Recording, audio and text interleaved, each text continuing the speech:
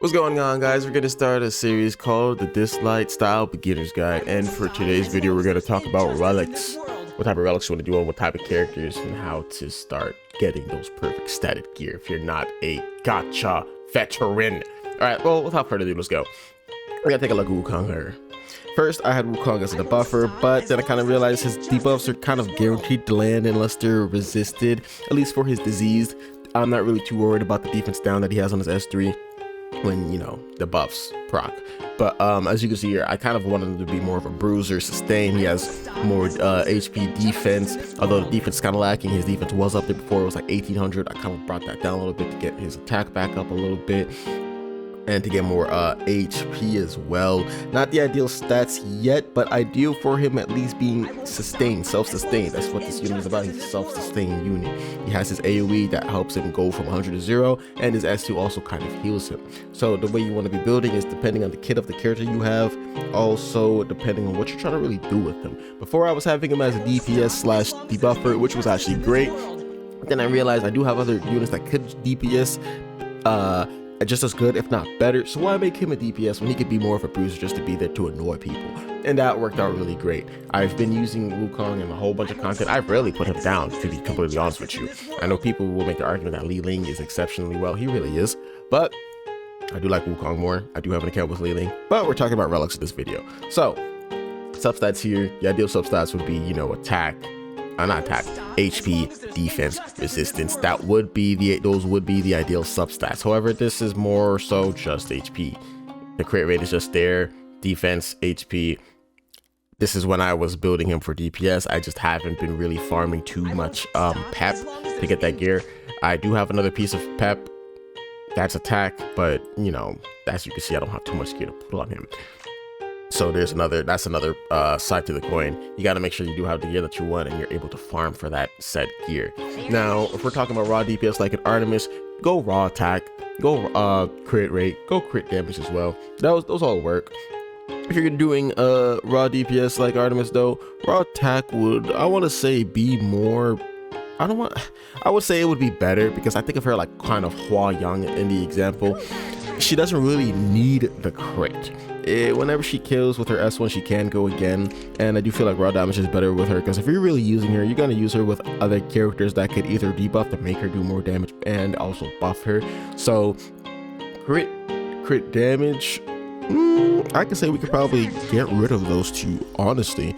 But at the same time, the argument could be said that she's clearly going to do more damage if, say, her attack is 1.8 and then this crit damage was at 200%. But on a set like this, you want attack percent, crit damage, also speed. Make her a little bit fast. You don't want her too slow, because as content does get harder, and if you are too slow, they're gonna just start hitting like a truck, and it's really not a fun time. It's not a fun time. You'd rather just them not be that slow. Now, DPS slash debuffer, like set AP down, speed down, reset, stun. Now, I did have him on a speed accuracy set before, and as you can see, his stats are pretty nutty for him having stat crit rate. Those are actually pretty crazy. Now, he did at first have 184 speed.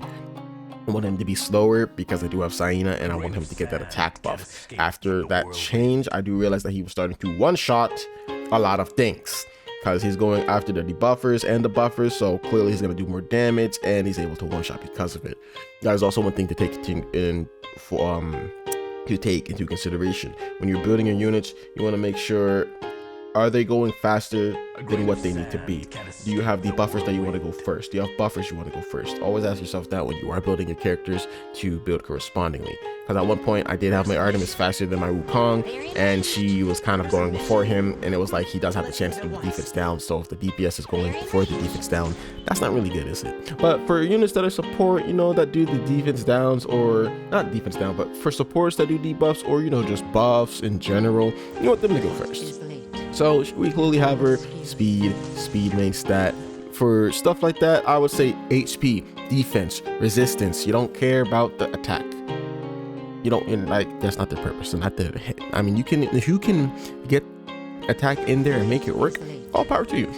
But for supports like Saina, I want that resist, I want that speed, I want that defense, and I want that HP. And this is doing just good at the moment. Now, with Ocean Waves, right? Here's what I want to say with Ocean Waves. I would say if you're going to run that, let's say if you have Sienna, Chunku, Sally, I would say you want to run all 3 of them on Ocean Waves because that is 3 chances, right? But if you're running it like that, you want them to be fast. You want them to have speed, main stat, and the Mooney 2, and HP percent or flight HP, defense, whatever, and the Una 2 and the Una 4. Now, if they're like that, they're going extremely fast. You know, they have the AP down, you're getting the AP down, and they also, that's like a whole bunch of chances that you're getting to get that 1 turn cooldown on everyone. And if you have 3 supporters doing that, clearly the chances are going up there and they're lapping, they're going fast, they're AP downing.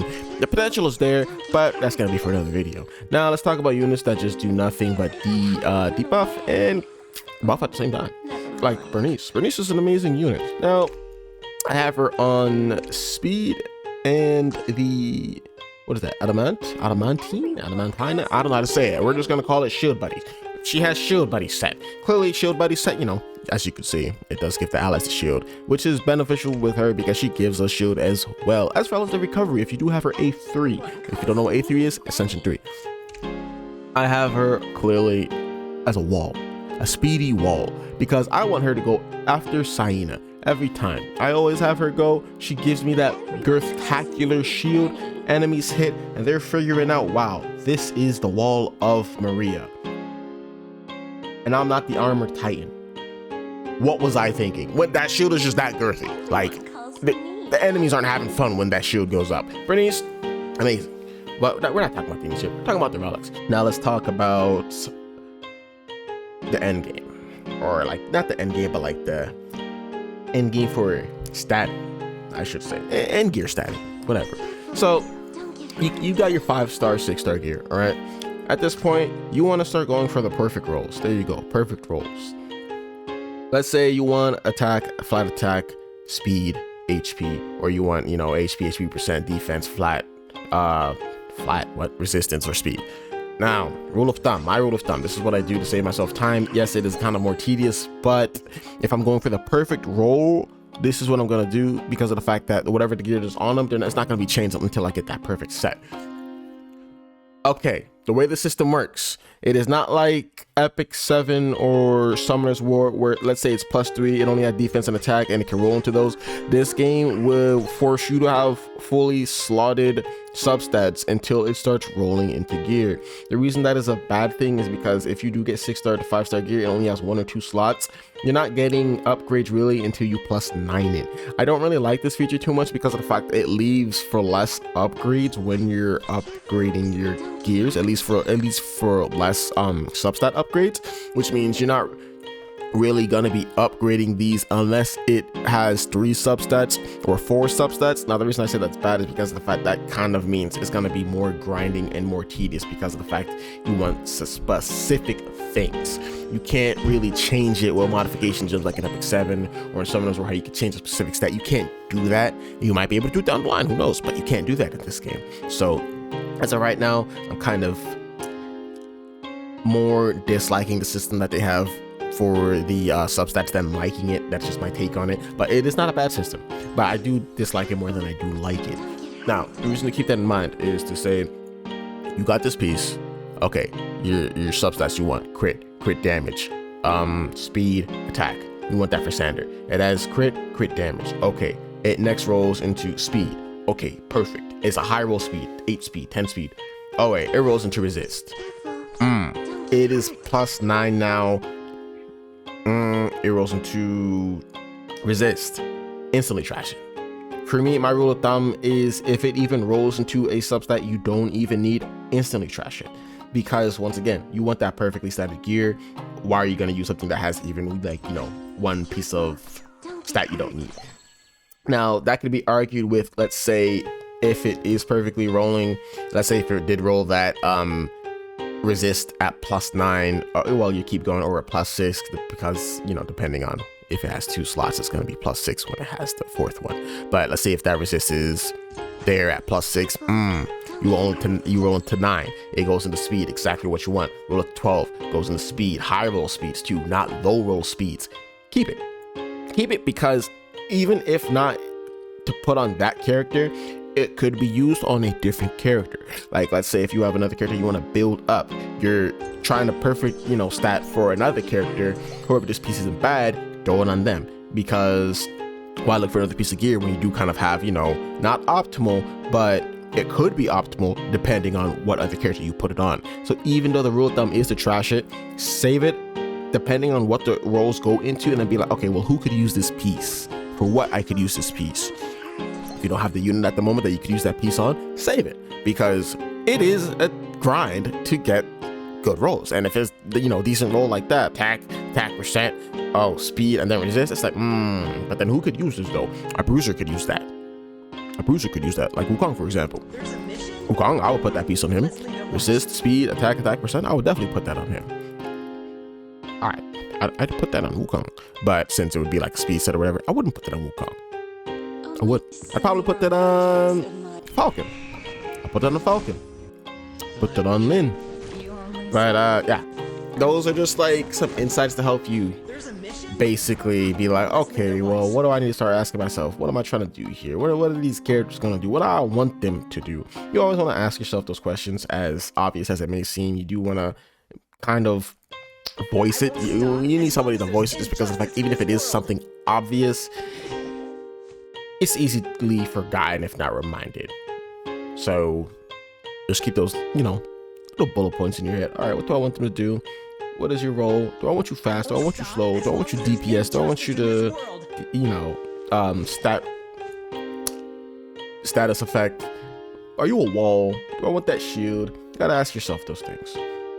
Depending on what it is, just apply what I was saying before to what you're doing, and you should notice either a boost in survivability, not even, you should notice a boost in survivability and a boost overall, because not only is it going to like help you strategize better, it's also going to help you be like, as soon as you look at a kit, you know what the use of this character is, or what they could do, what the possibilities are, and then you're going to start thinking about ways to incorporate them inside of your team. Now, of course, if you're more of a veteran player or more of a seasoned player, you're gonna know these things, but it's more catered to the beginners guide. So don't be going to my comments talking about some, hey man, you're talking about stuff we already know. Listen, what's that title say?